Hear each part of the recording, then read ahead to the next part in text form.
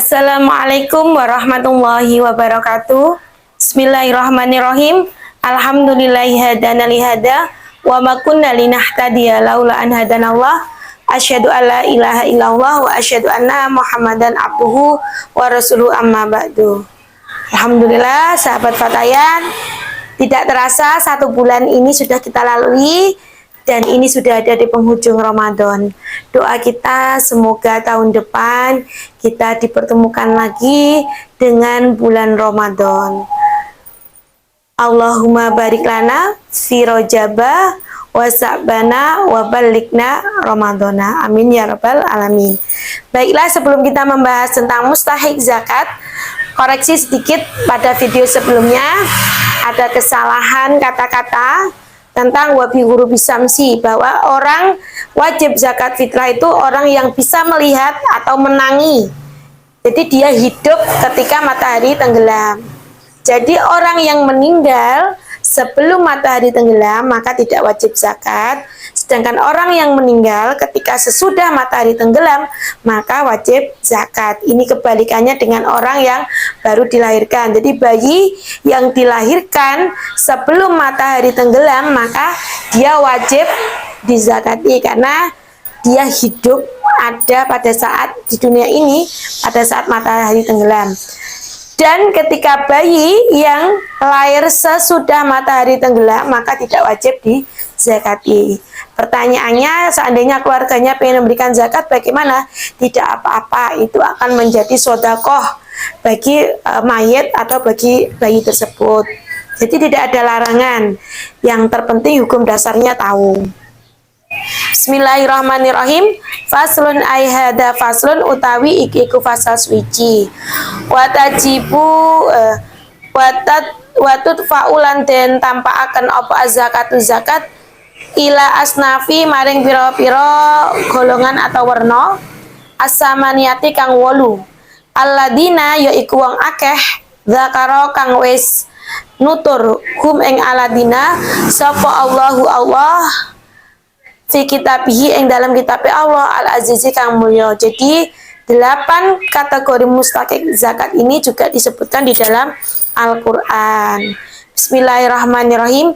Innama sodaqatu mestine utawi pira-pira sodakoh atau zakat iku lil fuqaroi ketuwe wong kang fakir wal masakini lan wong miskin. Nah, di sini kita langsung keterangan siapakah fakir itu.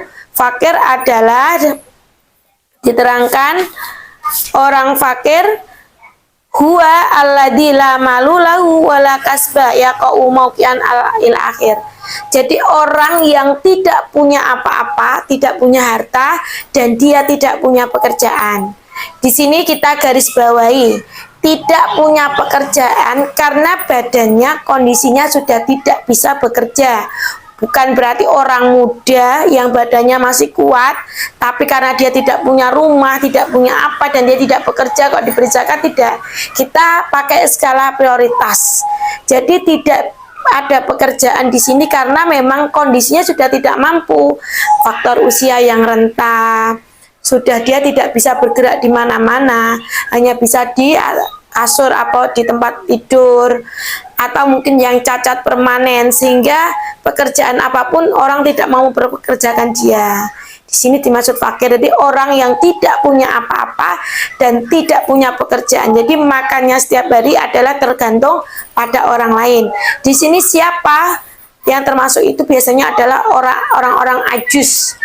Ajus di sini adalah orang-orang yang apes, jadi orang-orang yang tua renta, sudah di atas umur 90, dia tidak punya keluarga atau ada tempat tinggal dan dia tergantung pada tetangga-tetangga atau orang sekitarnya, makanya diberi seperti itu. Sedangkan di sini orang miskin adalah man qadara ala mali au kasabin yaqau kullu minhima mauqian min kifayati walayak fihi. Di sini adalah tidak cukup. Orang yang punya harta, punya pekerjaan tapi tidak mencukupi untuk kebutuhan keluarganya. Misalkan orang itu setiap hari dia butuh uang 50.000 untuk mencukupi makanan pokok keluarganya.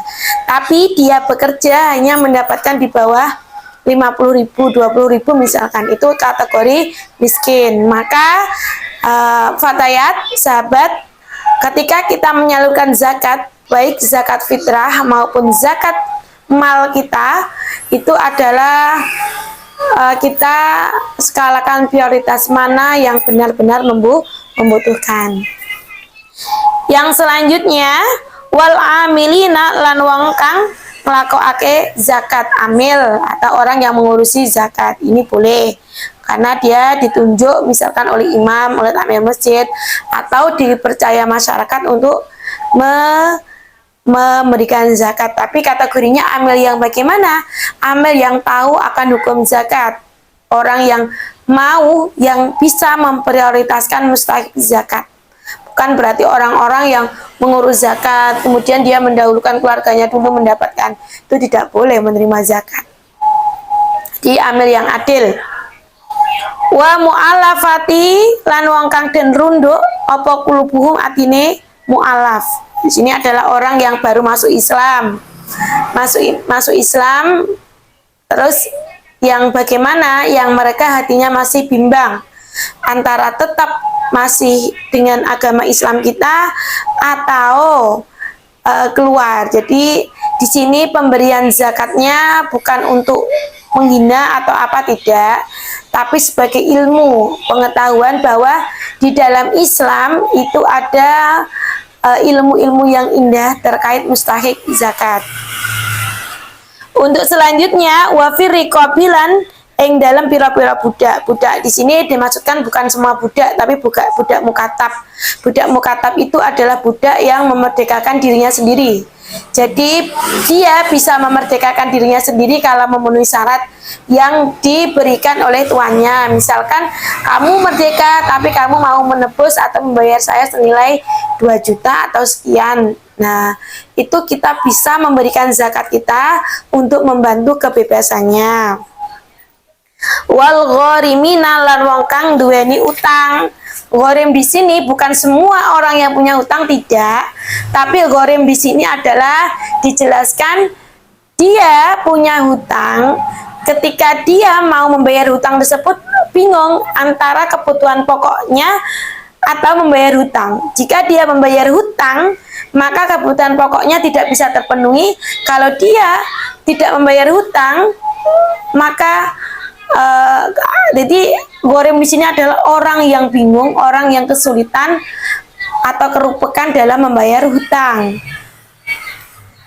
Jadi hati-hati di sini, bukan semua orang yang punya hutang, tapi kategori gharimnya adalah orang yang kesulitan. Kesulitannya karena di antara memenuhi kebutuhan pokok atau membayar hutang.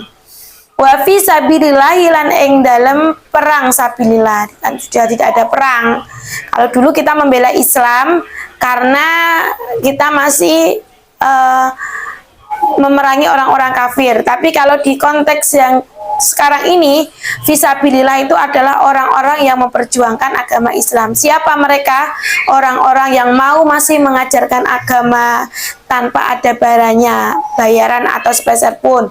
Misalkan guru-guru TPQ, guru-guru Madin, atau orang-orang yang ngopeni agama di desanya. Orang yang ngopeni jamaah, langgar-langgar, musola, itu juga boleh kok menerima zakat. Wabni sabililan musafir, ibnu sabil, ini orang yang sedang dalam perjalanan, dia membutuhkan biaya untuk pulang, itu juga boleh. Wa ilaman lan maring wong yujadu kang den temokaken sapa man minhum sangking kabeh kumau wala yaktasiru lan ora iso ngringkes ala akola ing atase setitik min salah satin ketimbang saking wong telu mingkuli sinfin kang tetep saking saben-saben werna ilal amila kejaba saking amil. Jadi semuanya tadi boleh diutamakan kecuali adalah amil. Misalkan 8 orang itu boleh kita 7 orang atau keadaannya memang harus diutamakan, yang mana yang tidak diberi adalah amil. Wa khamsatun lan utawi wong limo laya jusukan ora wenang apa dafuha ngowahi zakat ilahi maring khamsah. Ada 5 kategori orang yang tidak boleh diberi zakat. Siapa itu? Yang pertama adalah al-ghani wong kang sugih, bimalin kelawan atau au kasbin utawa penggawean. Jadi orang yang masih punya pekerjaan dan orang yang masih punya harta itu tidak boleh menerima zakat. Hati-hati ya. Sekarang rumah-rumah yang bagus itu ada kategori miskin. Padahal miskin tidak seperti itu. Di Islam sudah dikategorikan. Dan ingat, orang-orang yang menerima hak-hak itu tapi dia sebenarnya tidak hak, Allah akan mengambil haknya dengan cara Allah sendiri. Jadi kalian para sahabat, fatayat, dan para pemimpin, hati-hati dalam memberikan bantuan. Prioritaskan mereka-mereka yang benar membutuhkan, agar kita selamat dan menjadi orang yang amanah. Intinya kalau ada orang amanah itu enak dan tenang. Gitu. Di rumah kok ada semua satu rumah amanah, maka meletakkan barang dimanapun itu akan amanah. Di lingkungan kita jika ada orang amanah, maka tidak ada kejadian yang namanya barang hilang. Di madrasah atau di instansi pendidikan kalau ada yang amanah, maka tidak ada namanya jam kosong. Atau di musola-musola masjid kalau takmirnya amanah, maka tidak ada yang namanya masjid itu sepi. Karena apa? Dia tahu tugasnya. Seperti itu. Terus jadi orang-orang yang punya harta dan punya pekerjaan itu tidak boleh diterimakan zakat. Hati ya, bagi orang amil pun kalau memberikan zakat kepada orang yang kategori punya harta dan punya pekerjaan, maka dia juga akan menanggung sesuatu yang nggak pas ini. Wal abdulan budak, tadi sudah diterangkan budak yang boleh menerima zakat adalah budak mukatab. Maka budak-budak yang lainnya itu tidak diterimakan zakat. Wa banu Hasimin lan anak turune Bani Hasim. Ini keturunannya Nabi. Di dalam kitab Nurul Dolam diterangkan bahwa salah satu kewajiban Nabi Muhammad adalah membayar hutangnya orang-orang yang kesulitan atau orang-orang Islam yang tidak bisa membayar hutang. Itu kewajiban Nabi Muhammad semasa dia masih hidup. Maka ini disunahkan bagi kita apabila, dan itu kalau di Nabi diwajibkan maka akan menjadi sunnah muakkad bagi kita. Maka memberikan zakat kita kepada ghorim tadi hukumnya menjadi sunnah muakkad. Terus wabanul mutalibi lan Bani Mutalib. Wal kafiru lan wong-wong kafir. Di sini beda ya orang kafirnya. Waman utawi wong talzamu kang wajib sapa al muzaki wong kang zakat apa nafaqahu nafaqahe wong layat pauha ilaihim. Maka bismil fakiri wal masakini. Jadi ketika ada seseorang yang dia menanggung hidupnya orang fakir dan miskin, maka ketika memberikan zakat kepada orang tersebut, maka itu boleh kalau di atas namakan orang fakir tadi. Tapi kalau diberikan dia kepada orang yang mampu tadi tidak boleh. Jadi olah bahasanya. Demikian para sahabat sedikit ilmu tentang mustahik zakat, semoga bermanfaat dan marilah kita sambut Idul Fitri dengan penuh sukacita. Akhirul kalam, wassalamualaikum warahmatullahi wabarakatuh.